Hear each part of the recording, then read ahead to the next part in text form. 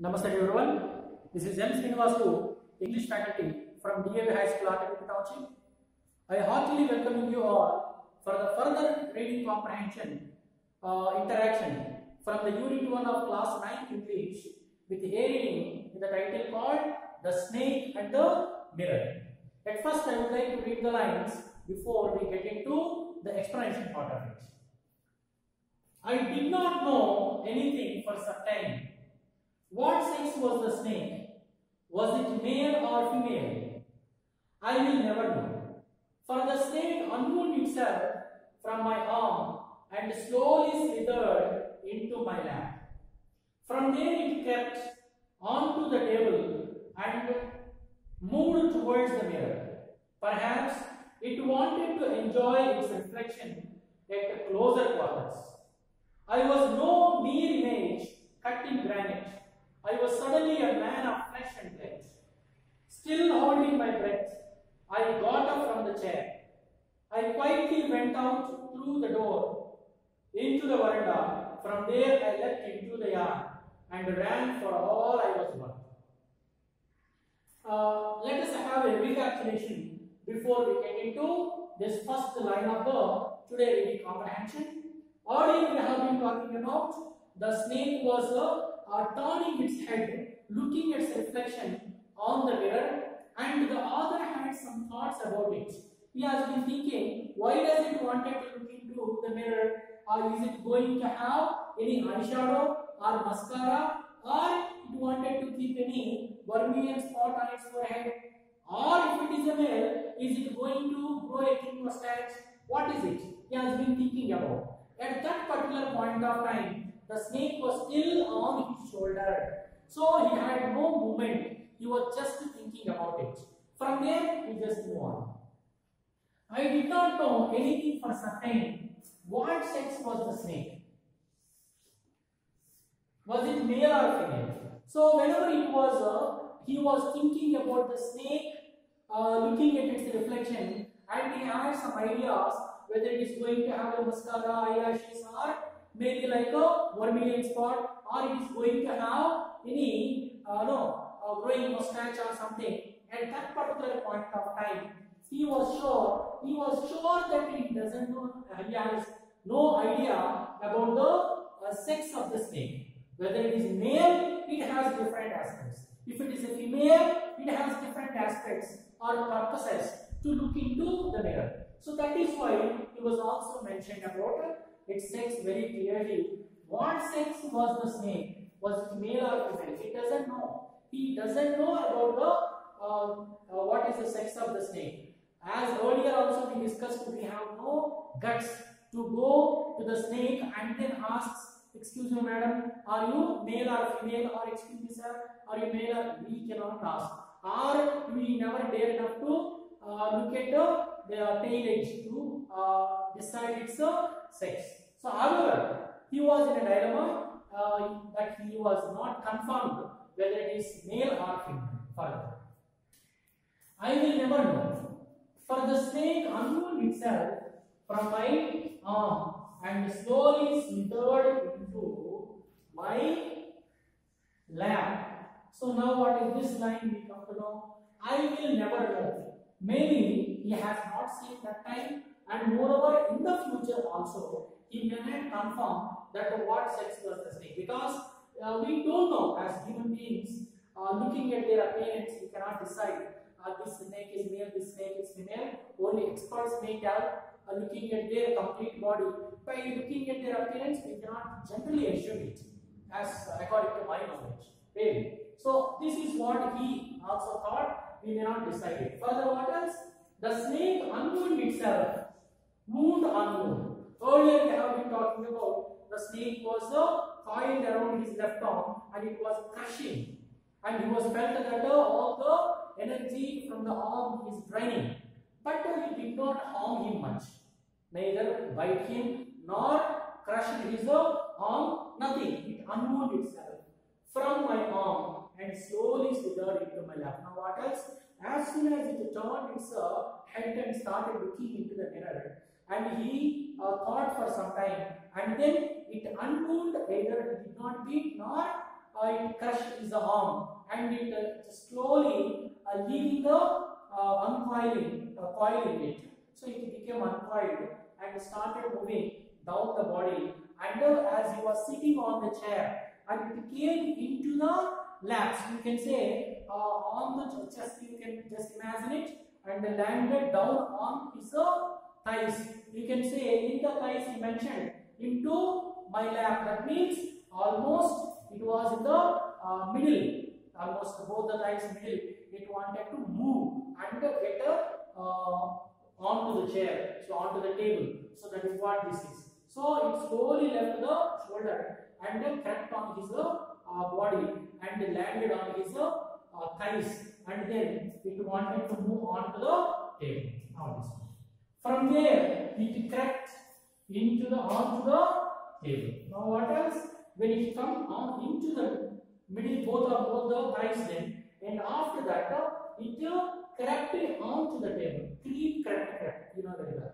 Creeping in the sense moving in a slow pace, keeping your the face downwards. Generally, when we are doing it. These particular animals like snakes and many of these family like cold-blooded things, generally they move this face downwards, like lizards, snakes, and so on.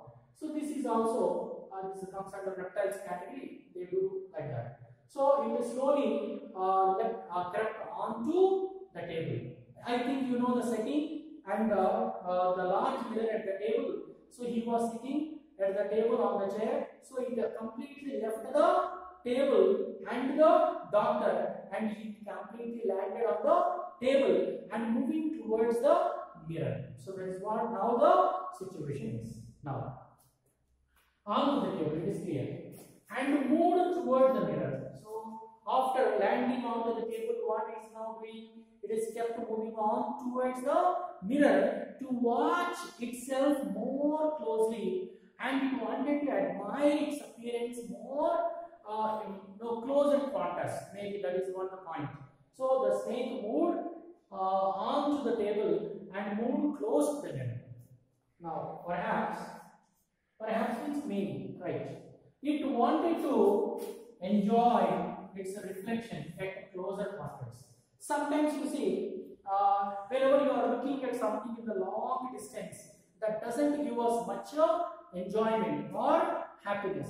Sometimes when you watch something very closely, that maybe you are feeling more enjoyed or excited. For example, you are watching a World Cup final match of cricket, and if you are asked to sit outside the house and where the television is inside the room, that is not that much. You must be there in front of the television. For every 6s or 4s, you must give your excitement, and that is what the enjoying of watching the match. Similar way, it wanted to enjoy its beauty. This is what, according to the other's point of view, according to the doctor's point of view, what he thought is, it moved towards the mirror only to enjoy its beauty or appearance in the closer quarters. That means being very close, he wanted to see. Generally, we don't maintain long distance in front of the mirror whenever we are looking ourselves, our reflection, really. So we also keep little bit closer. So this is what he wanted to maintain here. It went very close to the mirror to enjoy its reflection. Right. Now next one. I was no mere image cut in granite. I think you know very well. Granite is one of the kind of stones which is really strong, and many statues are made up of granite are preferable to give somewhere in the centers, like the national leaders or political leaders or some maybe some important personalities. They wanted to give their statues in the granite. This is what the best stone they pick up naturally. But actually, here the representation is that I was no mere image. So that means what? Earlier there was a game going on, like what is that? Ice and water. For example, statue. You heard somebody say he was supposed to become like a statue without any movement. He was now almost like a statue when the snake was on his shoulder, and there was no movement. So that is what now he wanted to talk about in this particular line. So I was no mere image. Mere means just. I was not just an image cut in granite. Earlier I was sitting like a stone image without any movement, as if that I had no life. But now I am not like that. Now I am not like a statue in granite. Right? Clear? Image here, it means that like you can see the statue that was made up of granite. Now I was suddenly a man of flesh and blood. This is a different kinds of phrase, my dear. Man of flesh and blood.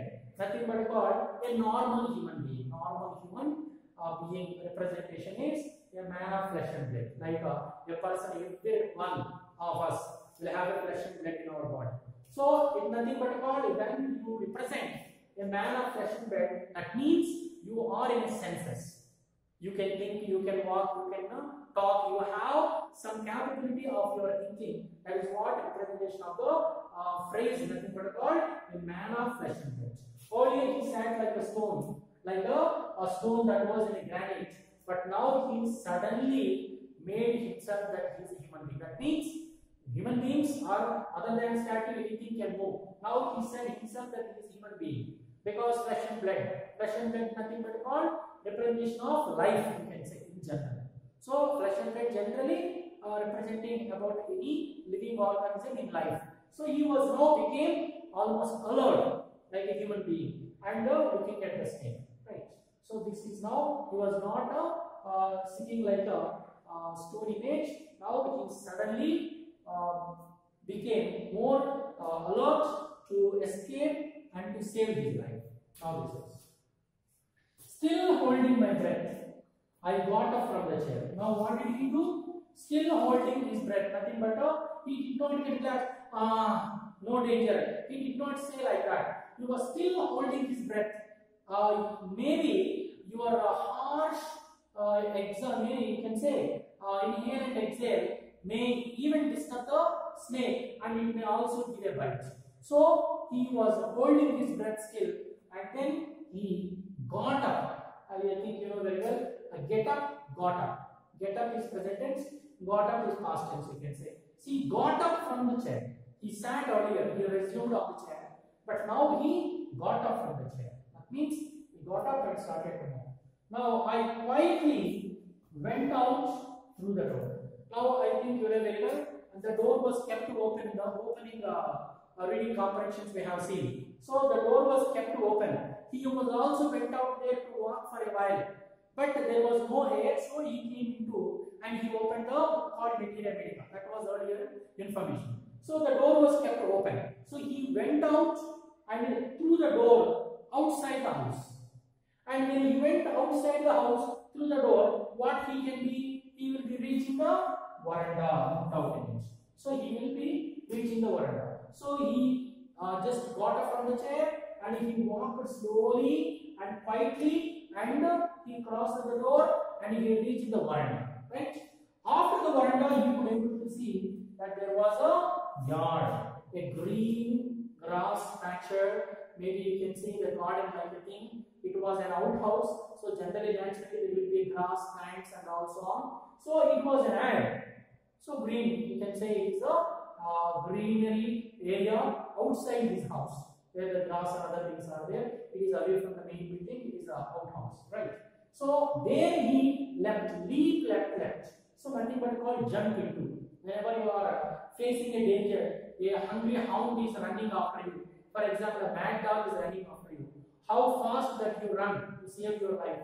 Similarly, he wanted to save his life from the deadly poisonous snake. So he just jumped into the ad. And then what did he do? He ran from your body. That means what? He started running as fast as he can.